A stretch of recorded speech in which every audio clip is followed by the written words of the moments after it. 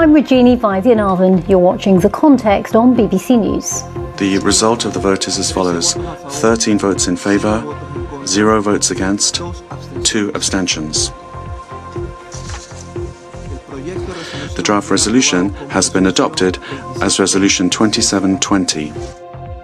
The resolution the UAE has put in blue this morning responds to the calls for a sustainable cessation of hostilities and a massive scale-up of humanitarian aid.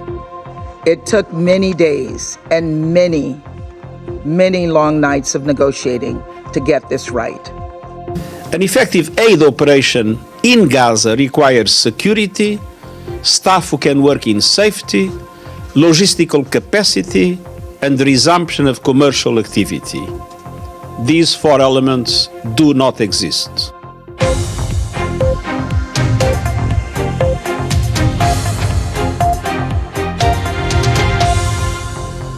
Welcome to the programme. After days of delays and backroom negotiations, we finally have a result. The UN Security Council has voted through a resolution focused on getting humanitarian aid into Gaza, but it stopped short of calling for a ceasefire. We'll have the latest from our correspondent in New York and have all the reaction for you, including from a UN human rights representative working on the ground in Gaza. Also on the programme tonight, we'll take stock of the UK economy after poor figures raise fears of a recession in 2024. And what happens when you need to take out the trash when you live in space? We'll look at the complicated operation underway today to clear the junk on the International Space Station. Good evening. The United Nations Security Council has passed a resolution aiming to get more aid into Gaza, but it stopped short of calling for an immediate truce. This was the moment the vote came in. 13 in favour, 2 abstentions from permanent members, the US and Russia, but crucially, no votes against, no veto. So, after multiple attempts to come to an agreement on action after the October 7th attack by Hamas and Israel's ensuing military operation, the UN Security Council has finally passed a resolution. A resolution, of course, that is not legally binding. Around the world and across the UK, this is BBC News. Now let's take a look at some of the other stories making the news here. From the 31st of December, American XL bully dogs will be banned in England and Wales following a series of attacks this year. The Scottish Government has not banned the breed, creating concerns about a potential loophole. Owners insist the dogs make lovable pets despite their appearance. In England, junior doctors are in the final day of their 72-hour walkout, part of a long-running dispute over pay. The strike's due to end tomorrow morning. The Doctors' Union, the British Medical Association, is calling for a rise of 35% to make up for below-inflation deals since 2008. The government says that's unaffordable. Regulated rail fares in England will rise by up to 4.9% from March. That's less than July's inflation figure of 9%, which is typically used to calculate the rise. In Scotland, rail fares will go up by 8.7% from April. Passengers have faced significant disruption to services because of strikes over the past 18 months.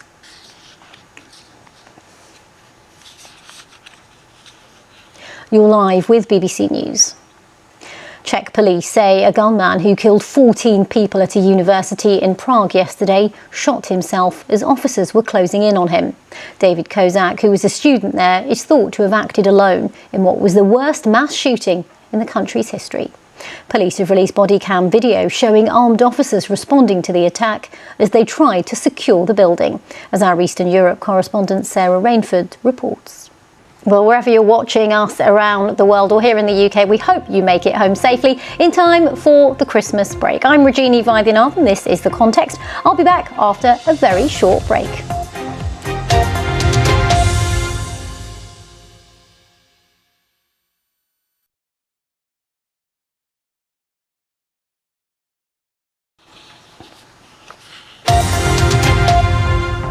Hello, I'm Rajini Vaidyanathan. You're watching The Context on BBC News. Is the UK headed for recession? Official figures suggest the economy shrunk in both the second and third quarters this year.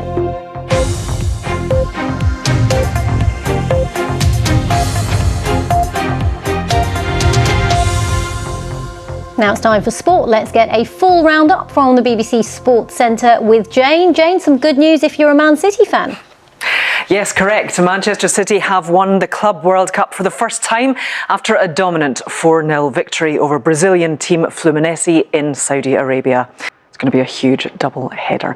That's all the sport for now. There's more details, though, on the BBC Sport website. Rajini. Thanks very much, Jane. Well, staying with sport and to India, where the country's top wrestler, who won an Olympic bronze in 2016, has quit the sport as a row over accusations of sexual harassment at the top of the country's wrestling federation continues.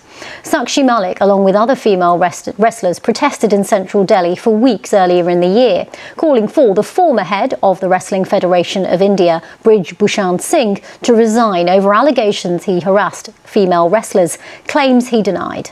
In June, the police charged Mr. Singh, who's a member of the ruling BJP party, with stalking, harassment and intimidation, and he was granted bail by a court. His new replacement is his business partner and close aide, Sanjay Singh. His appointment has angered many of the women who protested, and that's what's prompted Sakshi Malik to retire. Merlin Thomas there.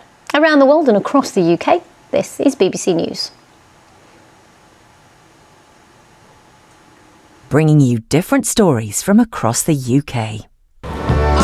For more stories from across the UK, head to the BBC News website.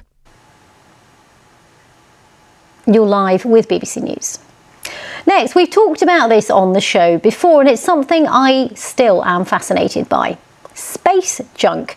Now that's quite literally when litter is left in space. Of course, we're not talking about crisp packets and sandwich wrappers, but satellites and spacecraft at the end of their lifespan. Isn't it nice to hear all of those songs? And if you don't like Christmas songs, then bar humbug.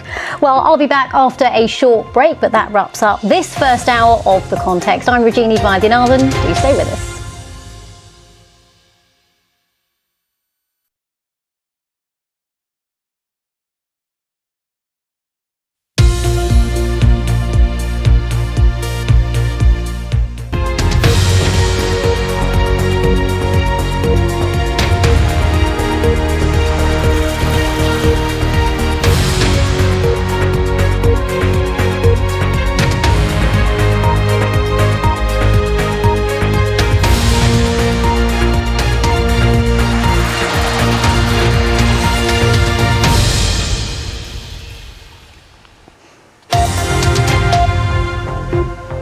Hello, I'm Rajini Vaidyanathan. You're watching The Context on BBC News.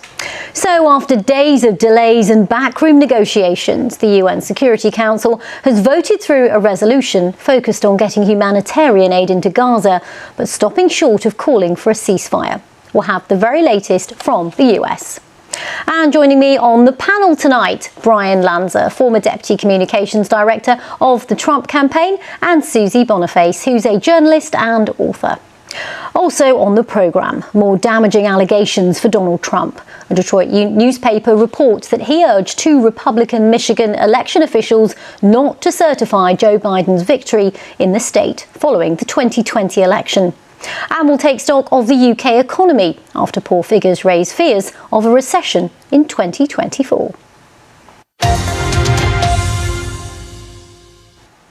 Good evening, welcome to The Context.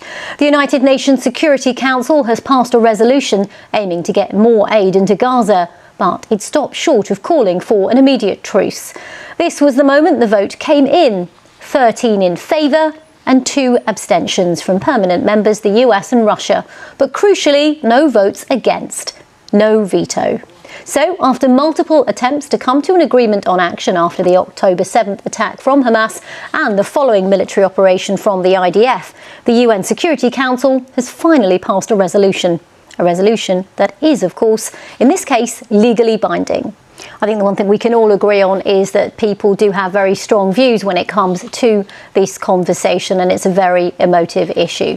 Brian and Susie will be back with you in a moment. Stay with us. This is BBC News. Now let's look at some of the other stories making the news here. From the 31st of December, American XL bully dogs will be banned in England and Wales following a series of attacks this year. The Scottish Government has not banned the breed, creating concerns about a potential loophole. Owners insist the dogs make lovable pets, despite their appearance.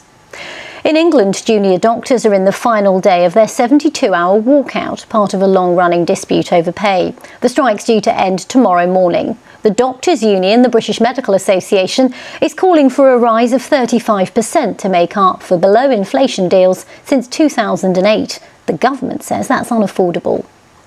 Regulated rail fares in England will rise by up to 4.9% from March. That's less than July's inflation figure of 9%, which is typically used to calculate the rise. In Scotland, rail fares will go up by 8.7% from April. Passengers have faced significant disruption to services because of strikes over the past 18 months.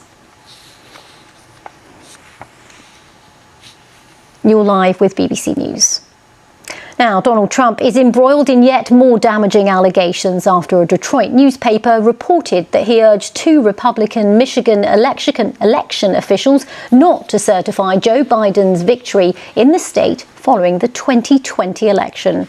The paper says it's obtained recordings of the call made on November the 17th, 2020, when Mr. Trump was refusing to accept that he'd just lost the White House to Joe Biden. For a long enough time. But if the voters don't feel that the economy is improving for them, then it doesn't matter what the statistics tell you. It means that it just continues doing gross dissatisfaction with Joe Biden and his policies. As they say, it's the economy, stupid. Well, that's it for this half hour. We'll be back with Brian and Susie after a short break. You're watching The Context. I'm Rajini Vaidyanathan.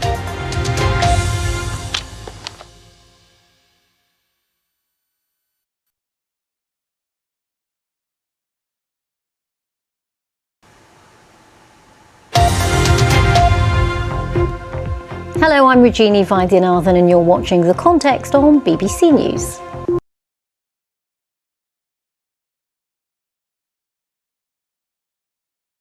And was it Sam or was it Wham?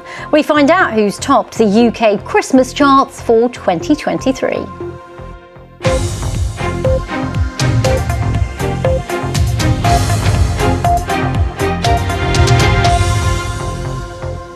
Millions of people are on the move across the UK as the Christmas getaway begins. There have been long queues at the port of Dover after a surge in demand for ferries caused by yesterday's Eurotunnel strike in France.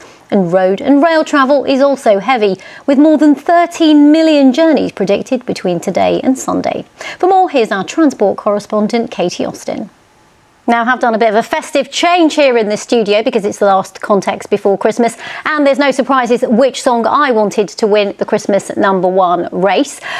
Brian and Susie, you're not wearing Christmas jumpers, regrettably. I know you want to join in though, don't you? Memo. Oh, that is true. That is true. Brian, I'm going to start with you because the Christmas #1 obsession is a curiously British thing, so much so that I have this sweatshirt on.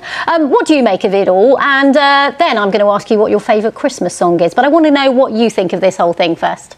I think that wins, Brian. I'm not sure Susie's counts. Right, well, we'll be back with Brian and Susie for more Christmas chat once I've removed this jumper. But that's it for the moment with the panel. Around the world and across the UK, this is BBC News. BBC News, bringing you different stories from across the UK. For more stories from across the UK, head to the BBC News website.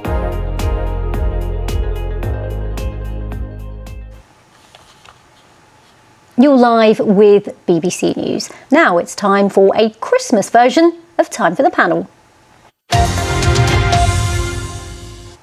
Okay, so this is the part of the show where we ask our panellists what they would like to discuss. Now, today we asked Brian and Susie to pick a Christmas-related theme since this is the last Context of the year. Let's start with you, Brian. What did you want to talk about?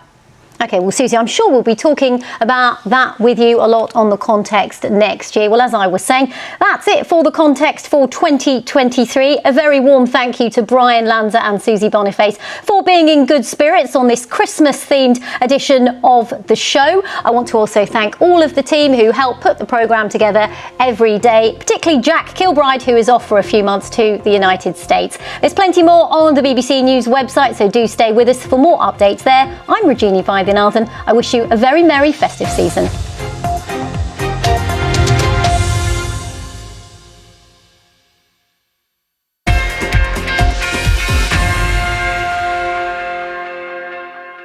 Hello from the BBC Sports Centre, I'm Jane Dougal. Well, we start with an early piece of silverware in the season as Pep Guardiola's Manchester City have lifted the Club World Cup for the first time. It was after a dominant 4-0 win over Brazilian team Fluminense in Saudi Arabia. Nestor McGregor reports.